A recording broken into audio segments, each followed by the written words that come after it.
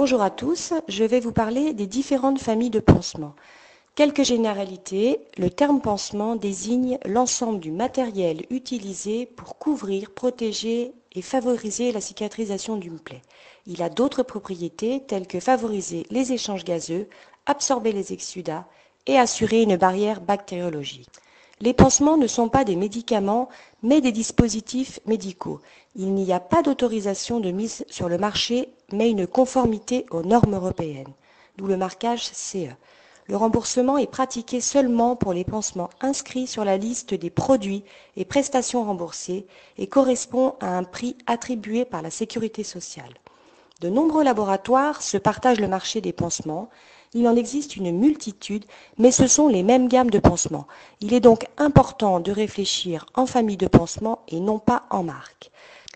Les difficultés majeures sont de choisir le bon pansement au bon moment, d'où l'importance de connaître les différentes phases de cicatrisation et les différents types de plaies. En résumé, à chaque phase de cicatrisation correspond une famille de pansements. 2 règles à respecter pour optimiser le fonctionnement du pansement.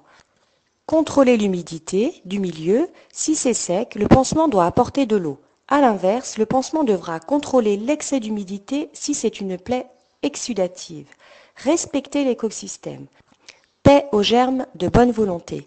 La colonisation bactérienne est indispensable à la cicatrisation et lutter contre elle par l'utilisation d'antibiotiques et d'antiseptiques retarde, voire empêche la cicatrisation. Laver la plaie au sérum physiologique ou à l'eau et au savon ou doucher celle-ci, cela favorise sa détertion. Les antiseptiques agressent et sont toxiques pour les cellules saines et perturbent la cicatrisation. Quel pansement pour quelle plaie? J'ai choisi de vous présenter les différentes familles de pansements en suivant l'échelle colorielle. Noir, nécrose, jaune, fibrine, vert, infecté, rouge, bourgeonnante et rose, épidermisée.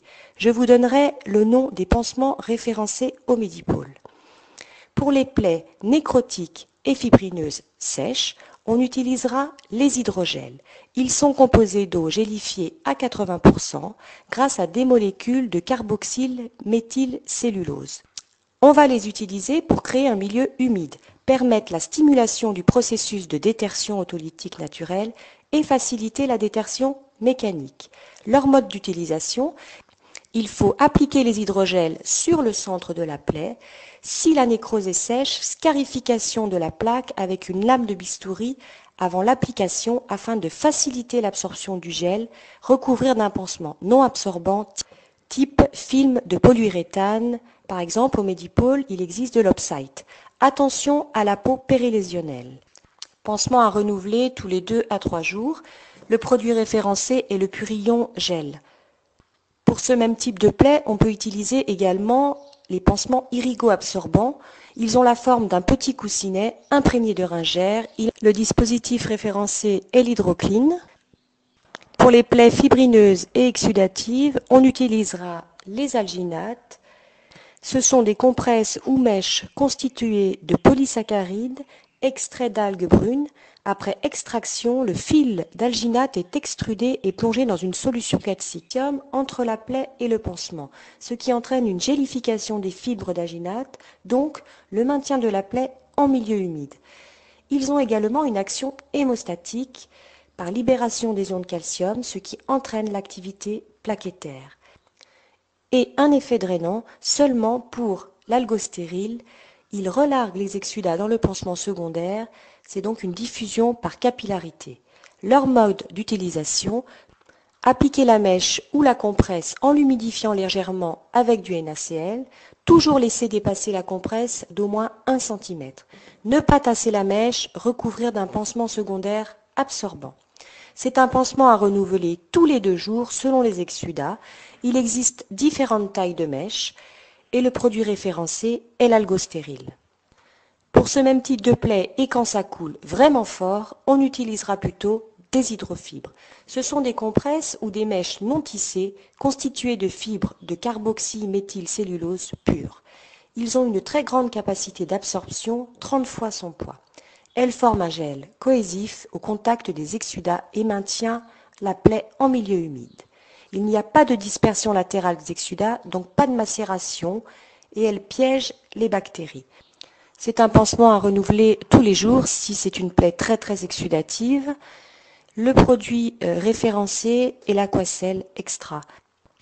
Il en existe différentes tailles, en compresse ou en mèche. Élevé d'infection, on appliquera un pansement à l'argent. Il est composé d'ions d'argent à visée antibactérien. Il se présente sous différentes formes, hydrofibre, tulle. Le choix se fera selon le type de plaie, s'il est exsudative ou bourgeonnante. On utilisera le pansement au charbon pour les plaies malodorantes. Il est composé de charbon végétal, qui est l'élément principal actif. Il absorbe les odeurs. Si c'est des plaies exsudatives, l'associer à un pansement d'une autre classe, car il est peu absorbant. Il faut connaître également l'existence des pansements au miel. Il n'y a pas de pansement à l'argent référencé au Medipôle. Pour les plaies bourgeonnantes, on utilisera les pansements hydrocellulaires. Ces pansements sont constitués de 3 couches. Une couche interne qui est composée d'une couche de transfert non adhérente au contact des exsudats, adhésive sur la peau saine et qui contient une face microperforée en polyuréthane ou en silicone. Une couche centrale qui est composée d'une couche absorbante hydrophile et une couche externe qui est composée d'un film de polyuréthane ou de silicone selon les laboratoires. Ces pansements ont la particularité de ne pas adhérer à la plaie. Ils respectent les néobourgeons, absorbent et maintiennent en milieu humide. Il existe différentes tailles et formes, adhésifs et non adhésifs. Le produit référencé est le Mepilex Border.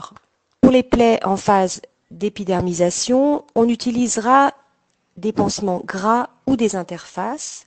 Aujourd'hui, ce sont des compresses ou tulles de coton imbibées de substances lipidiques, de paraffine, de vaseline ou de silicone. Le maillage est différent selon le type de pansement. Les interfaces se distinguent des simples pansements gras par leur faible adhérence. Leur composition, le tulle gras neutre, ce sont des compresses à mailles larges imprégnées de vaseline ou de paraffine. Donc le produit référencé est le Cuticel.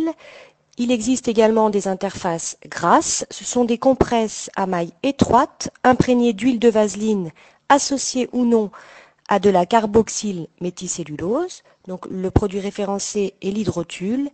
Et des interfaces siliconées, c'est une trame de polyamide enduite de gel de silicone, donc le Mépitel. Un petit mot sur la famille des hydrocolloïdes. Ce sont des pansements d'épaisseur et de forme anatomique variées, constitués essentiellement de carboxyméthicellulose et d'un film semi-perméable ou d'une mousse de polyuréthane. Ces pansements se gélifient au contact des exsudats et laissent in situ une substance nauséabonde. Ils sont d'absorption lente, semi-perméables à occlusifs, adhèrent à la peau saine mais pas à la plaie, et ils ont une épaisseur et une forme anatomique variées. Il existe également d'autres procédés tels que la larvothérapie, les pansements à l'acide hyaluronique et la thérapie à pression négative qui est très utilisée actuellement. En résumé, rappel des 5 grandes règles de la cicatrisation: toujours respecter le milieu humide, toujours mettre un pansement sur une plaie, pas de détertion, pas de cicatrisation, toujours gérer l'exsudat et toujours revenir à l'essentiel et à l'échelle colorimétrique. Merci de votre attention.